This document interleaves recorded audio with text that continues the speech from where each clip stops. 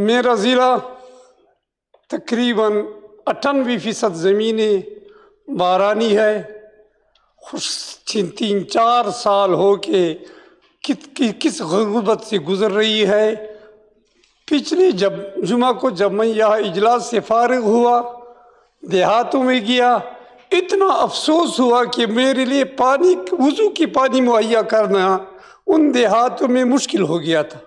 اتنے پریشان تھے کہ آپ آ گئے ہو، ہم لوٹے بھر کے آپ کے لیے پانی لے آتے ہیں، لیکن کہاں سے اٹھا کے لے آئے؟ کیوں؟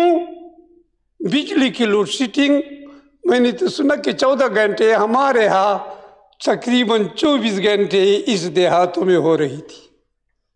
لوگ یہ نعرے لگائے تھے کہ اتنا بجلی ہمیں ملے کہ ہم پینے کے پانی مہیا کر سکیں. چوتھائی حصہ میرا دعویٰ ہے کہ میرے ضلع کی بجلی کٹی ہوئی ہے 3-4 سالوں سے. مسئلہ حل نہیں ہو رہا ہے. اب جب میں اندر آ رہا تھا ٹیلی فون آیا آدم زئی اور یہ علاقے، وہ افسوس کر رہے تھے کہ ہمارے ساتھ ذاتیات ہو رہے ہیں، افسر ہمارے ساتھ بیٹھتے نہیں ہے، بجلی کا مسئلہ حل نہیں کرواتے ہیں. نریندر مودی کا مسئلہ ہو گیا. 2.5 مہینے پہلے ضلع کے ہیڈ کوارٹر سے محمد ریحان ہے یا رحین اللہ طالب علم، 11ویں یا 12ویں جماعت کا طالب علم ہے، اغوا کیا گیا ہے.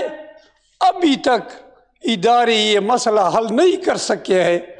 میری استدعا ہے کہ آئی جی خیبر پختونخوا سے اس کا جواب طلب کیا جائے.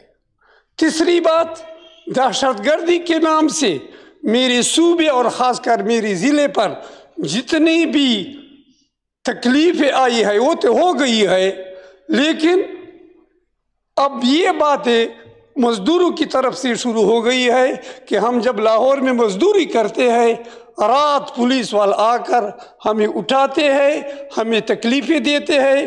موجودہ حکومت سے ہمیں توقع ہے کہ اس رویے سے خیبر پختونخوا کے عوام، خصوصاً میری ضلع کے عوام کے لیے کچھ نہ کچھ یا کوئی انتظام کیا جائے. یہ 3 درخواستیں پیش کرنی تھی. آزاد، شکریہ.